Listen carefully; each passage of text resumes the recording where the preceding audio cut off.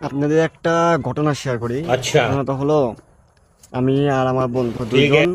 তো আমার বড়, ও 2-3 বছরে হয়তো বড়, 2 বছরে বড় হবে, বেশি না, 2 বছরে বড়। তে আমাকে বলতেছি, দোস্ত, যে আমি না একটা জিনিস ভাবলাম। সে বলল কি, আমি বললাম কি? তে বলতেছে কি, আমার না একদিন একদিন বিয়ে করতেই হবে। তোরও তো সেম। তাহলে আমি যে এবারে বিয়ে করব, ওই বাড়ির 2টা মেয়ে থাকবে। এক বড় বোন আমি, আর ছোট বোন তোকে দেবো।